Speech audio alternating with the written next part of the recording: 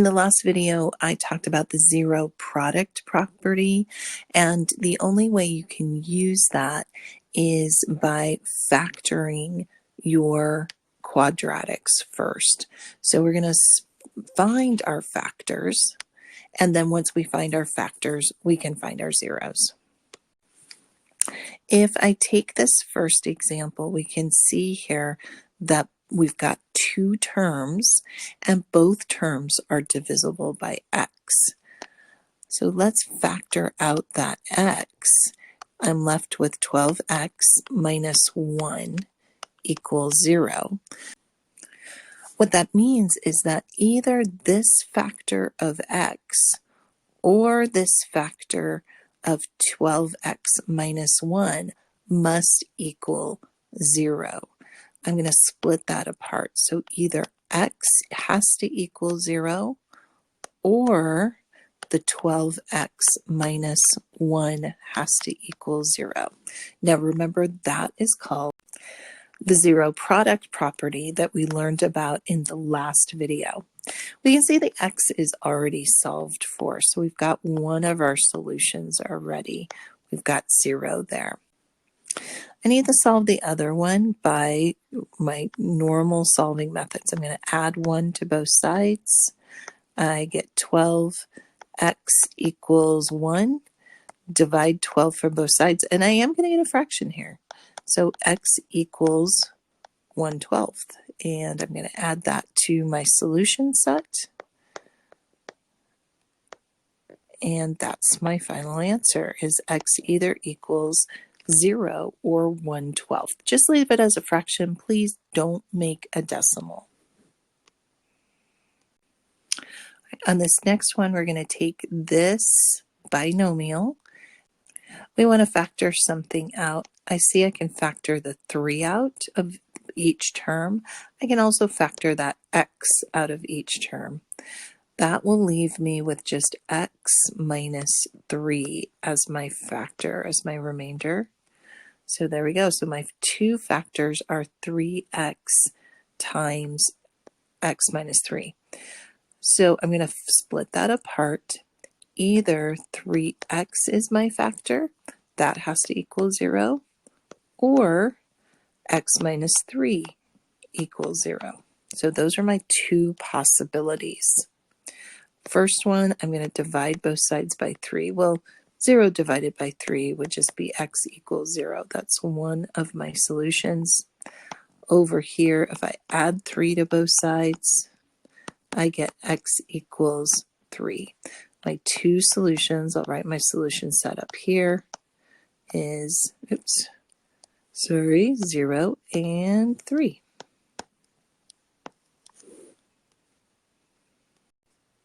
Let me know if you have any questions so far. Now we're going to take this to the next level, so solve each quadratic by using the x method to create two linear binomials. I think on the first one, I'm just going to use the factoring by grouping method, and then on B, I'll go back to the box method. All right, so for example A, we're going to factor this part. So this is what we're factoring, and then we'll set our two factors equal to 0. Let's go ahead and create our x. So here we go. I've got our x, and in the top we're going to get negative 42. You can put the variables if you like. I'm going to skip it. And so I want to think of some factors of negative 42. So of course you've got 1 times 42, but I can't see that that's going to create an 11. I've got 2 times 21, and once again, I can't see how I'm going to get 11. 3 divides into 42, and it looks like it's 14 times. Okay, I think that's it. If I make that 3 negative, negative 3 plus 14 would give me my 11. So I found my two factors, negative 3 and positive 14. There we go. And let's go ahead and do our factoring by grouping. I've got my x squared. I'm going to split my 11 apart into negative 3x, and I'm going to add, let's see, so that's 14x minus 42 equals 0. And I'm going to put my parentheses around each. I'm going to factor out just the x out of that first one. So that leaves me with x minus 3. And the next one, 14, well, we just learned that 14 divides into 42. So I'm going to factor out that 14. And we get x minus 3 equals 0. And finally, so it looks like this is my common factor. So factor that out. I get x minus 3. And I'm left with x plus 14 equals 0. And by the the zero product property, hopefully you're starting to see that some of these you can do in your head. So either if I put a 3 in here, 3 minus 3 would equal 0. If I put a negative 14 in here, that would equal 0. So those are my two solutions. So x either is going to equal 3 or negative 14. So I took a little shortcut there. Those are my two solutions. All right, example B, I promised to use the box method, but before I do, I want you to look that my squared is not in the first location. You need to make sure you have this written in standard form. I tried to trick you. I almost tricked myself here. We've got to write that in standard form before we can start solving it. So you want to make sure that that's in the correct form. And now I can make my x.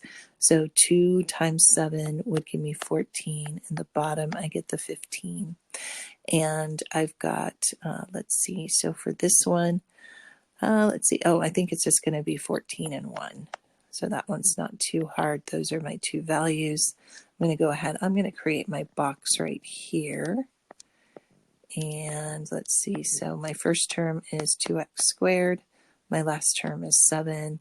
I've got 14x and 1x. Don't forget to put those x's in. That's a common mistake. Let's see, over here, I'm going to factor out the x. Here, I'm going to do the 7.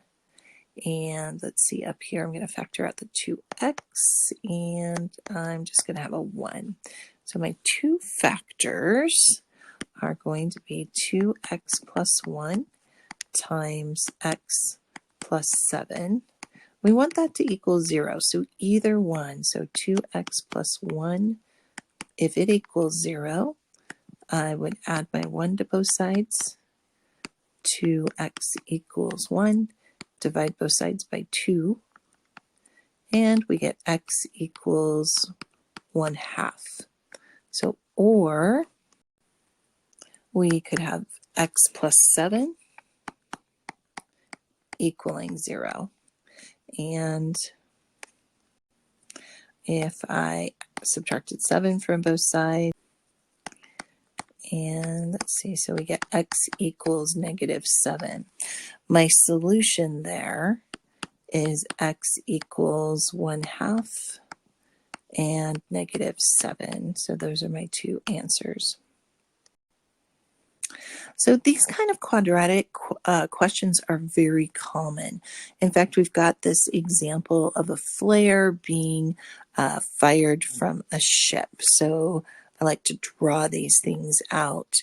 And if I have water and I've got some boat, there's my boat, there's my ship, and I've got a flare being, so it's going to go out and go into the water.